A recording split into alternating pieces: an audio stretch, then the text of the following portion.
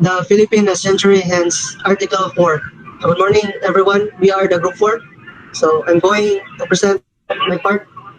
So history does not record in its annal any lasting domination exercised by one people over another of different race, of diverse usages and customs, of opposite and divergent ideas.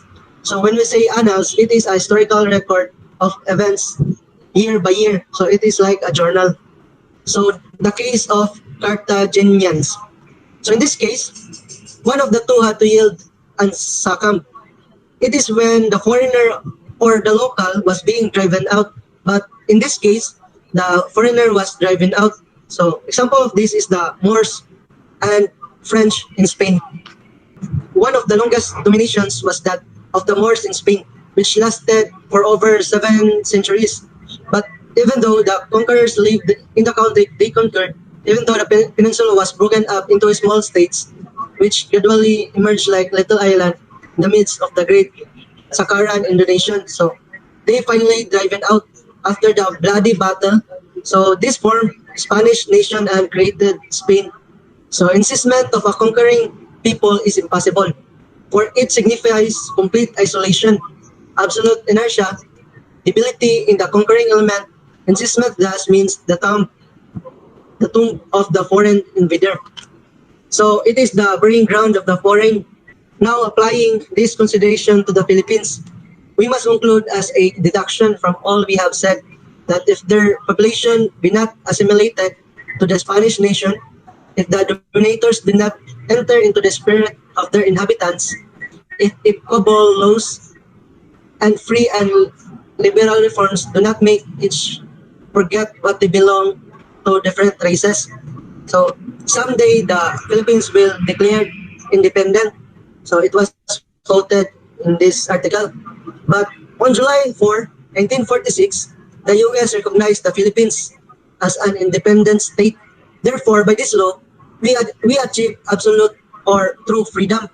So it is necessity is the most powerful divinity the world knows. So and when something is necessary, I will find the will, persistent and patience to set out to attain it, other than just wish for it. So just like what happened here. Necessity is the most powerful divinity the world knows, and necessity is the resultant of physical forces set in operation by ethical forces. So this part of the essay, it summarizes kanang the point that by necessity, Filipino people will break their silence and revolt against kanang the cruelty of their circumstances. So we have said, and statistics prove that it is impossible to exterminate the Filipino people. Moreover, in order to destroy the 6 million Malays, even supposing them to be in their infancy and that they have never learned to fight and defend themselves, Spain would have to sacrifice at least a fourth of her population. This we commend the notice of the partisans of colonial exploitation. So this is something kanang we want to bring to the attention of those who profit from colonial exploitation. Nga, even though the 6 million Malays or Malays were still in their infancy and had never learned to fight and protect themselves, Spain would have to surrender at least thousands or quarter of its population to eliminate them, and it is something that Spain would not allow to happen. And so destroying the Filipino people or to wipe out the Philippine nation is impossible to happen. The menace is that when the education and liberty necessary to human existence are denied by Spain to the Filipinos, then they will seek enlightenment abroad behind the mother's country's back. So here the meaning of this is, if the danger is that if Spain denies the Filipino the education and liberty that they need to survive, then they will seek freedom elsewhere. They will do it behind the country's back without the Spaniards knowing it, or should I say murag revolting. Like just what Jose Rizal did. He studied abroad to gain knowledge and get ready. He did it in order to fight against our oppressors. Hello, good morning. So now I'm going to continue with the level. Okay, now so hatred and resentment on one side, mistrust and anger on the other will finally result in a violent and terrible collision, especially when there exists element interested in having the servant, so that they may get something in the excitement, demonstrate their mighty power, foster lamentation, and recreation or employ violence measures. So, in a sentence, so it illustrates that one of the most powerful forces that employs a culture of silence among the natives were the Spanish friars. Because of the use of force, the Filipino learned to submit themselves to the will of the foreigners. So violent collisions between the Philippines and Spain were possible during the Spanish colonization. It is anticipated that the Spanish government will trump and be commonly extreme in punishment, both to educate a stern lesson in order to both its power or maybe to revenge upon the overpowered the spells of pleasure and terror that the danger brought on it. In addition, it takes into account that the Spaniards that time were really that powerful to oppress the Filipino people with power and violence. Hence, the great prudence and fine tact that should be exercised by colonizing countries, and the fact that government regards the colonies in general and our colonial office in particular as training schools contributes notably to the fulfillment of the great law that the colonies sooner or later declare themselves independent. Excuse me, independent. So in this stanza, Rizal points out as to whether or not the Spaniards can intend to prevent a progress in the Philippines, while keeping the Filipino people uneducated and ignorant had failed. The national consciousness had still awakened and Filipino mind still emerged from the rumble. It illustrates that the colonizing countries must also exercise proper judgment that can give benefit for the country, with notably to the fulfillment of the great law that will give to the colonizing country and freedom that's supposed to happen. So they are but in blood, in dreams, in tears, in gold. The colony, if it has any vitality, learns how to struggle and perfect itself in fighting, while the mother country, whose colonial life depends upon peace and submission of the subjects, is constantly awakened. And even though she make heroic effort, as her number is less, and she has only picked early again. So they are but in blood, in dreams, in tears, in God. The colony, if it has any vitality, learn how to struggle and perfect itself in fighting. While the mother country, whose colonial life depends upon peace and the submission of the subjects, is constantly weakened. And even though she has made heroic efforts, as her number is less, and she has only a precarious existence, she finally perish. So in this slide, it depicts how the Filipino people were very unfortunate victims of the Spanish government during that era. There were unjust, bias, and deteriorating power ruled by the Spaniards. But amidst the operation by the Spaniards, the Filipino race was able to survive amidst war and famine and become even more numerous after such misfortunes. Spain, therefore, had no means to stop the progress of the country. What the country needs to do is to change the colonial policies so that they are keeping with the Philippines society and to the racial nationalism of the people. I'm Cadet Sadaya, and to continue the report, reprisals, wrongs and suspicions on one part, and on the other the sentiment of patriotism and liberty, which is aroused in this incessant conflicts, insurrection, and uprisings, operate to generalize the movement, and one or two peoples must succumb. The struggle will be brief, for it will amount to slavery, much more cruel than death for the people, and to dishonor loss of prestige for the dominator, or one of the people must succumb. So succumb means give way or adjust. Then so the Spain, from the number of inhabitants, from the condition of her army and navy situated in the island, Spain will necessarily have to give way or succumb if she does not wish to risk not only her other position and her future in Africa, but also her very independence in Europe. All this at the cost of bloodshed and crime after mortal complex and all. So next slide, pre. So the Spaniard is gallant and patriotic and sacrificed everything in favorable moments for his country's good. He has the integrity of his bull. The Filipino loves his country no less, and although he is quieter, more peaceful, and with difficulty stirred up, when he is once aroused, he does not hesitate. And for him, the struggle means death to one the other combatant. So Spain in so Filipinos has all the meekness and all the tendency and ferocity of his carabao.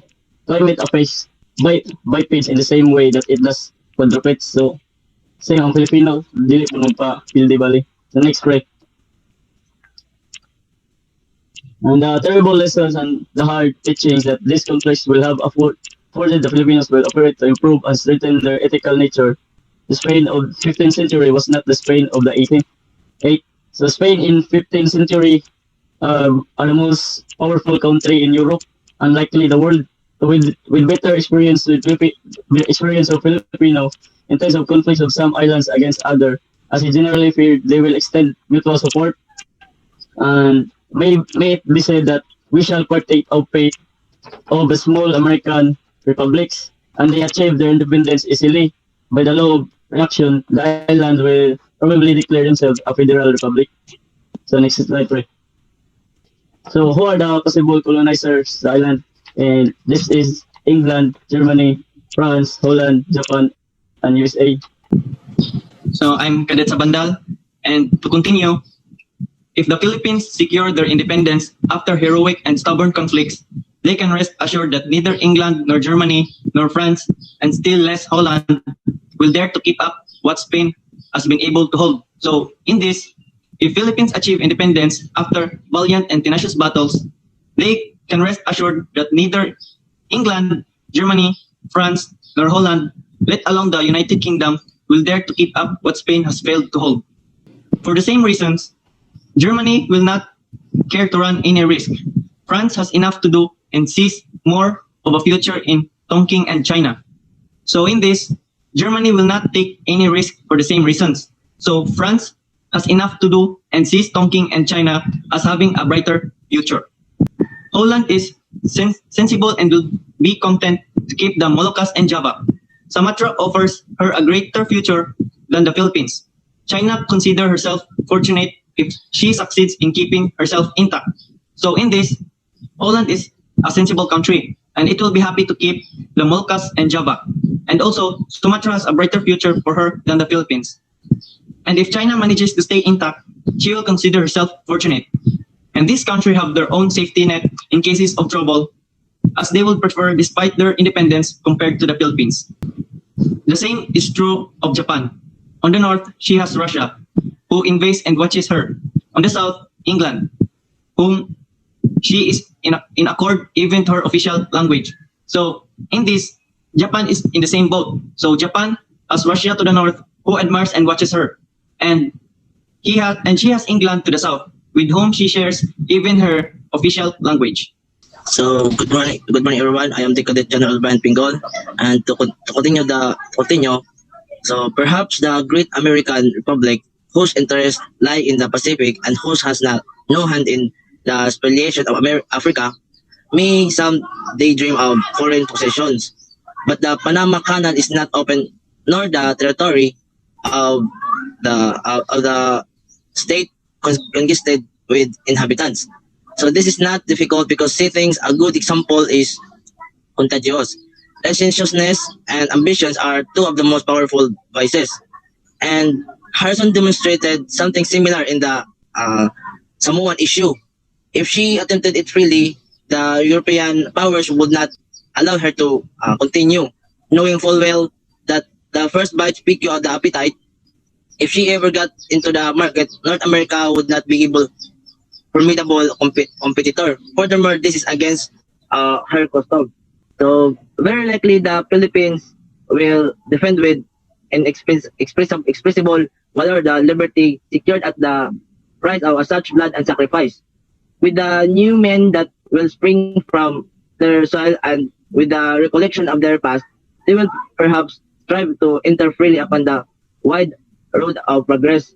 Perhaps the country will revive the maritime and mercantile life for which the islanders are fitted by their nature, ability, and instinct, and once more free. Such things in the future, freedom gained at the price of such as much blood and sacrifice. To the new men who will come from their land and in the memory of their past, perhaps they will strive to freely enter the abroad road of development. Well, the same zeal with which youth return to tilling the land of his ancestor, so long wasted and abandoned due to the negligence of those who have withheld it from him. So everyone will work together to improve their fatherland, both internally and externally. So this and many other things may come to pass within something like 100 years. But the most logical prognostication, the prophecy based on the best of probabilities, may to remote and insignificant process. So as a result, to forecast the future of the country within 100 years, Spain therefore had no means to stop the progress of the country.